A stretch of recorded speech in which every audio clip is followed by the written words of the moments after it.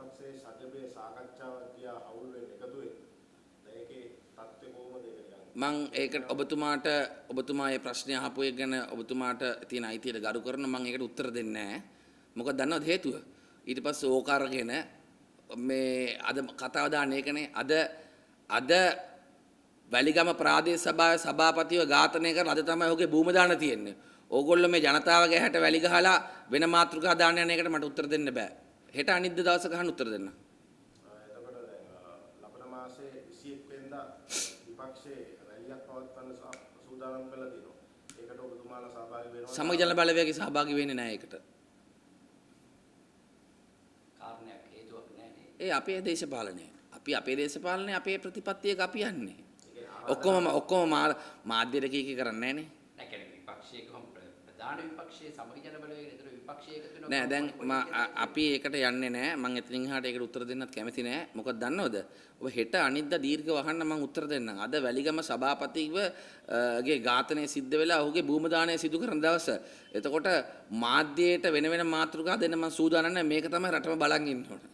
එහෙනම් ඊට අමතරව දෙයක් අහන්නනේ. දැන් වැලිගම සභාපතිවරයා කලින් පොලිස්පතිවරයාට ලියුමක් ලිපියකින් දැන්නුවා කියලා කිව්වා මෙහෙම මේ මම දැක්ක මාධ්‍ය තියෙනවා. මම පෞද්ගලිකව දන්නේ මාධ්‍ය තියෙනවා මම දැක්කා. ඔහු එහෙම තමාට ජීවිත අනතුරක් තියෙනවා කියලා. ඔහු මහජන නියෝජිතයෙක් විදියට තමාට ජීවිත අනතුරක් තියෙනවා කියලා ඉවරලා ආරක්ෂාව ඉල්ලලා ඒ සම්බන්ධව තත්ත්ව වාර්තා කැඳවලා උට ආරක්ෂාව නොදී ඉන්න එක කැඳවන්න නැතුව ආරක්ෂාව නොදී ඉන්න එක බරපතල වරදක් මේ එහෙම වෙලා තියෙනවා නම්. ඒ කියන්නේ දැන් ඔබතුමාලා චෝදනාවක් කරන්නේ නැහැ පොලිස්පතිවරයාට මෙහෙම දෙයක් වුණා කියලා. නෑ මම මාධ්‍යෙන් දැක්කේ දැන් මේක හෙට අනිද්දා මම දැක්කේ ඊයේ. හරිද මේක හරියට හොයන්න එපා. එහෙම වෙලා තියෙනවා නම් පොලිසිය කරලා තියෙන බරපතල වරද්දක්. මහජන නියෝජිතයෙක් ආරක්ෂාවක් ඉල්ලුවම ඔහුගේ ආරක්ෂාව පිළිබඳ security threat assessment එකක් කරලා මේක ඇත්තද නැත්තද කියලා බලලා තර්ජනයක් තියෙනවා නම් ආරක්ෂාව දෙන්න ඕන. එහෙම නොදී ඉඳලා තියෙනවා නම් ඒක වැරදි.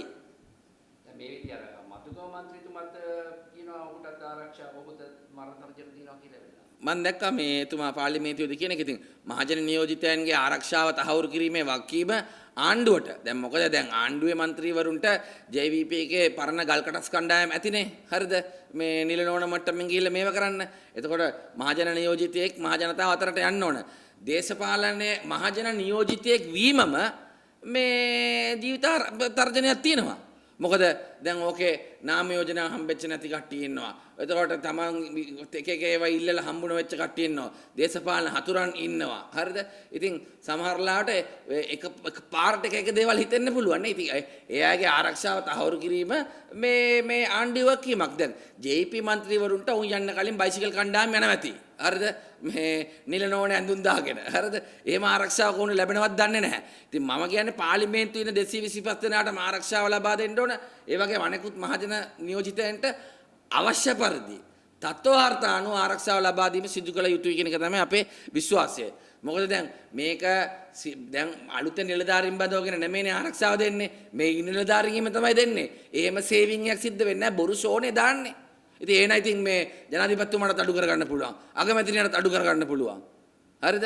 ඉතින් තව කට්ටියත් අරන් තියන ආරක්ෂාව නිල නෝන මට්ටමේ. දැන් ඔය පිටිද බීමෙන් පස්සේ පොලිස් අමාත්‍යවරයා නම් කිව්වේ මේ පාතාල අතර ගැටුමක් තමයි මේ වුනේ කියලා ඔබේ අදහස. ඒ කතාව අහන් ඉන්නකොට මට හිතුණු දේ මම කියන්නේ. පොලිසිය ඇමතුමා දන්නවද කොහෙද මෙයා මරනවා කියලා ඉවරලා? මරණ හේතුවක් දන්නවද කොහෙද? නෑ ලියුමක් ඉතින් යවලා තියෙනවා නැත්නම්. නෑ ඒක තමයි මරණ හේතුවක් දන්නවා මැරෙනවා කියලා දන්නවද කොහෙද? වැඩේ කියන්නේ එහුව මරලා පැයකින් එතුමාට ඔක කියන්න පුළුවන්. පැය 72ක් යනකොටත් මරපු අයව හොයාගන්න බෑ. පාතාල ගැටුමක් නම් ඉතින් ඒක මහජන ආරක්ෂාවට බලපාන්නේ දැන් නැහැ කියන එක උන්ගේ අදහස. පාතාල ගැටුම් වලින් මිනිස්සු මැරෙන එක අවුලක් නැත්තම් මොකටද ආණ්ඩුව මුන්ට පාන්දමන් දන්නේ නැහැ. හරිද? මොකටද ආණ්ඩුවක්? හරිද? දුන්නේ කොහොමද ලොරි ටෝක් නේ? ඕගොල්ලොත් ඒ කාලේ රැවටලා හිටියා. හරිද? දුන්නේ ලොරි ටෝක් දැන් නිකන් කෙන්ද්‍රි ගහනවා. හරිද? ඉතින් ඔන්න අපේ රටේ පොලිසිය ඇමතිගේ තත්ත්වේ. ඔය වගේ පොලිසිය භාර ඇමති කෙනෙක් හිටියොත් එම ජනතාවට ඉතින් අබසරණයි. දැන් ඔබතුමාට ආරක්ෂාව තියෙනවා. මට දීලා නැහැ. අපිට පාර්ලිමේන්තු මන්ත්‍රීවරයෙකුට අපිට ආරක්ෂාවක් දීලා නැහැ. අපි අපේ ක්‍රියාකාරකම් කරනවා. ඉතින් පාර්ලිමේන්තු මන්ත්‍රීවරු දෙන්නේ නැත්නම් ඉතින් පාලන සභාපති කෙනෙකුට මෙහෙමනේ පාර්ලිමේන්තු මන්ත්‍රී කෙනෙකු වගේ තමයි මේ මහජනතාවත්. හරිද? දැන් පුරවැසියෙක්ට ආරක්ෂක මේ තර්ජනයක් තියෙනවා නම් පුරවැසියෙක්ට උනත් ආරක්ෂාව ලබා දීමේ වගකීම රජයකට තියෙනවා. ඒකට තමයි රජයක් ඉන්නේ. හරිද?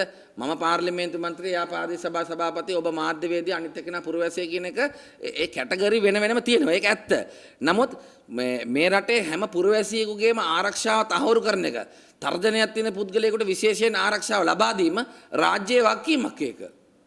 දැන් මේ වෙද්දී දැන් අපි දැක්ක සජබේ පැත්තටමයි දැන් ප්‍රශ්නේ උනේ. දැන් සභාපතිවරයා ඝාතනය වුණා. තව මන්ත්‍රීවරයෙක් කියනවා ඔහුටත් ආරක්ෂාව තියෙන. ඔබතුමාටත් එහෙම තර්ජන තියලා නැහැ නේද? දන්නේ නැහැ. ඒවා ඉතින් බුද්ධ්‍යංශ වලින් ආරක්ෂක තත්ත්ව වාර්තා බලන්න ඕන. මගේ කෝල් එකම ඇවිල්ලා නැහැ. නෑ මට නෑ. මට කෝල් ඇවිල්ලා නැහැ. හැබැයි මම ඉන්නේ කොළොන්නාවේ. හරිද? මගේ ආසනේ. අයියෝ අපි වෙනම කතා කරමු. දැන් මේ ප්‍රශ්නයක් නැද්ද? ආ? කොළොන්නාවේ නෑ ඉතින් මෙහෙමනේ අපි පාතාල කල්ලි සමග සම්බන්ධතාවයකුත් නැහැ. වැලි ජාවාරම්කාරයෙක් සම්බන්ධතාවයකුත් නැහැ. මත්කුඩු ජාවාරම්කාරයෙක් සම්බන්ධතාවයකුත් නැහැ. හරිද? ඒ නිසාම අපිට ඡන්ද 4-5000ක් අඩුත් වෙනවා. ඒක වෙනම කතාවක්. ප්‍රශ්නයක් නැහැ දිනනවා. ඒ වුණාට දැන් සමගිය පැත්තටම නේ. දැන් ඔබ ඕක අහන්න ඕන ගිහිල්ලා ඇත්තටම අපෙන් අහලා වැඩක් නැහැ නේ.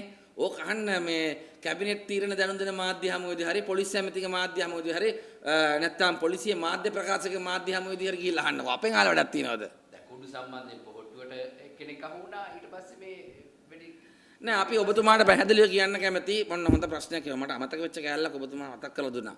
නලින්ද ජයතිස්ස ඇමතිවරයා මේ මම ඔබට දාලම පෙන්නන්නම්. එතකොට තමයි ඔක තේරෙන්නේ.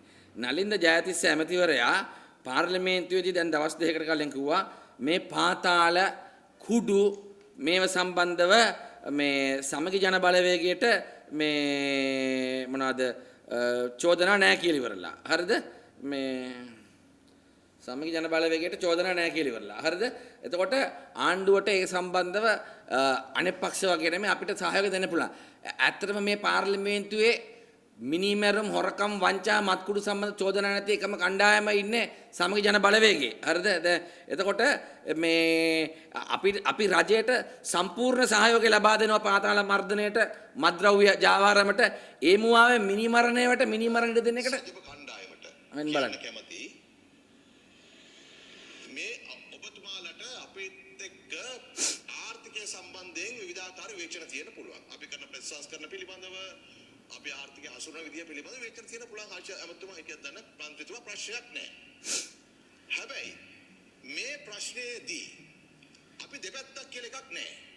මේ ප්‍රශ්නයේදී මේ මද්ද්‍රව්‍ය ජාවාරම පාතාලයේ කළු දේශපාලනය කළු සල්ලි ඇතුළු මේ කළු වලල්ල අඩපණ කරන්න මර්ධනය කරන්න මුළු පාර්ලිමේන්තුවේ 225ම එකට එකතු වෙන්නට ඕන. සමහර කෙනෙකුට එකතු වෙන්න බැරි වෙන්නට පුළුවන්. ඔවුන්ගේ අතීතයේ මේ පාතාලයේ මද්ද්‍රව්‍ය ජාවාරමට ඒ කළු දේශපාලන සම්බන්ධ වීම නිසා සමහර කෙනෙකුට මේ පරීක්ෂණ කරගෙන යනකොට ඇත්ත බයක් ඇති වෙන්න පුළුවන්. Tamange මොනතරම් දේවල් පරීක්ෂකයන් හොයාගන්නේද කියලා. ඒ ටික පොඩ්ඩක් අතහැරියොත් මං හිතනවා මේ සජ්ජප කණ්ඩායමට දැන් අපි කවුරුත් ඔබතුමාලට කුඩු සම්බන්ධ චෝදනා එල්ල කරන්නේ නැහෙනි. පාතාල සම්බන්ධ චෝදනා එල්ල කරන්නේ නැහෙනි. සජ්ජප කට්ටියට. ඇයි හැබැයි ඔබතුමාලා අන්න දැන් මේ සජබේ ගැන සහතිකය දෙන්නේ ආණ්ඩු පක්ෂයේ ප්‍රධාන සංවිධායක. තව මොනවද ඔබතුමාට අහන්න තියෙන්නේ? කොළන් සේරෝස්ස ගන්න පුළුවන්. නෑ. එහෙම බොරු චූන් ගන්න නෑ. හරිද? ඒගොල්ලොත් ඔක්කොම හොයලා බලලා මොනාරි පොඩි කෑල්ලක් තියෙනවද කියලා බලලා ක්ලියර් වුණාන් පස්සේ ඔය කියන්නේ. ඒ නිසා චරිත සහතිකය සජබෙට දුන්නේ ආණ්ඩු පක්ෂයේ ප්‍රධාන සංවිධායක කැබිනට් අමාත්‍ය නලින්ද ජයතිස්ස නිසා අපි ගැන සහතික දී ගන්න ඕනේ නෑ. හොඳයි නේ ඇති නේද? පොලිස් ඇමතිතුමා කියනවනේ උනාට මේ වෙඩි තීපුවක් කෙනා පොලිස් ඇමති මේ ආණ්ඩු පක්ෂයේ ප්‍රධාන සංවිධායක කියන්නේ ඔබතුමා පොලිස් ඇමතිගේ මාධ්‍ය ප්‍රකාශයේදී අහන්න නලින්ද ජයතිස්ස ඇමතිතුමා මෙහෙම කිව්වා ඔයා මොකද කියන්න කියලා ඉවරලා. නැත්නම් නලින්ද ජයතිස්ස ඇමතිතුමාගේ ප්‍රෙස් එකට ගිහිල්ලා අහන්න ඔබතුමා මෙහෙම කිව්වට පොලිස් ඇමතිතුමා මෙහෙම කියනවා කියලා. ඒ නිසා අපෙන් අහන්න එපා. බොහොම ස්තුතියි.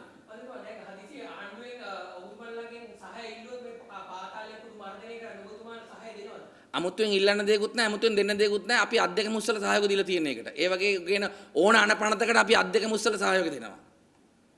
අවුලක් නැහැ. කිසි ප්‍රශ්නයක් නැහැ. හරිද? සහය දෙන්න නැති අර 21 වෙනිදා වැඩේ ඉස්සරහට.